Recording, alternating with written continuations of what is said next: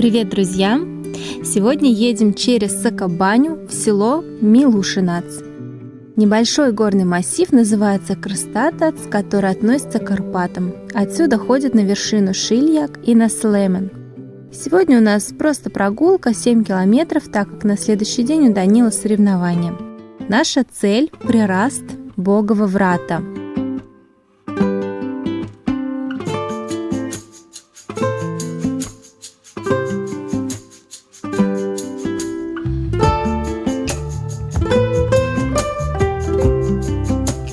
По туристической разметке мы свернули на Цернобарский поток, прекрасный каньон с небольшой речушкой.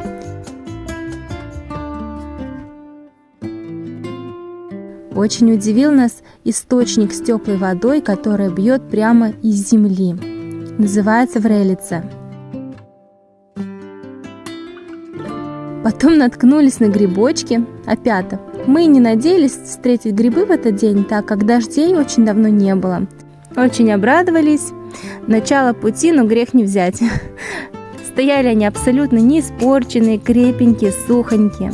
В Сербии они называются пуза или меденяча.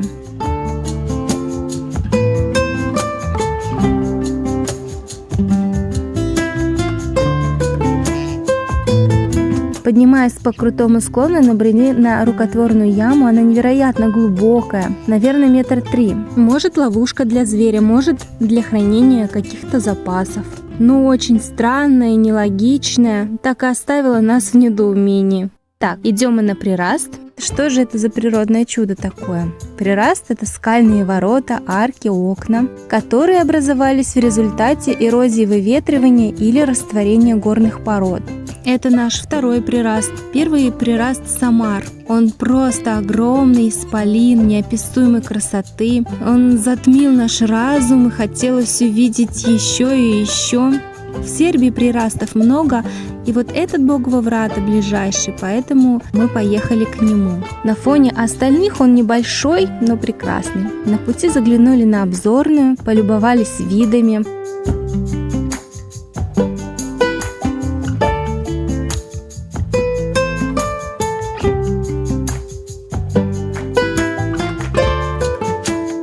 Осенний лес неповторим, яркие краски, шелест листьев. Буки просто как какие-то сказочные создания, того и гляди, обнимут тебя своими огромными ветвями.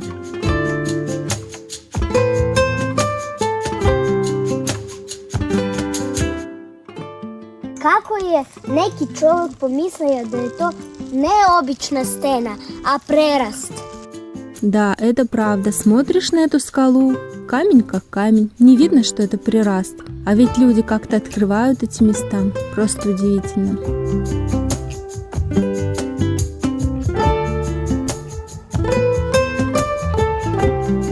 Сначала заглядываем в пещеру, она тут же находится. Айдар, как всегда, не смог удержаться, чтобы не потрогать летучих мышей.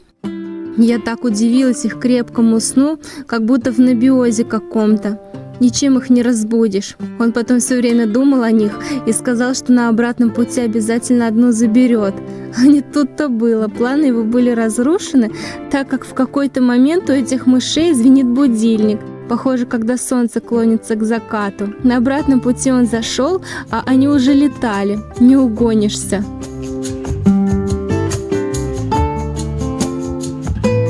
А вот и наша жемчужина, которую жадно спрятал Крстатац. Высота 685 метров над уровнем моря.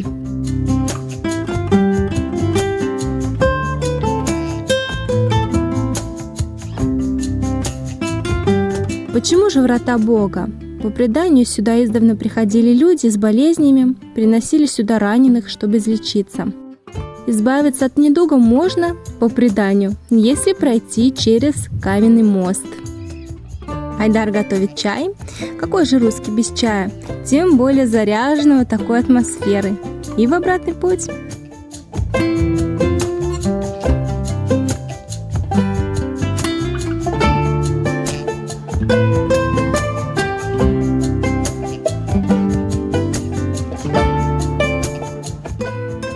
Самое удивительное в Сербии, что всегда найдешь место для пикника. Обязательно будет беседка или скамейка.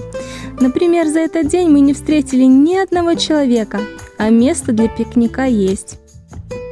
Здесь даже решетка с дровами нашлась. Отличное место для приготовления наших колбасок.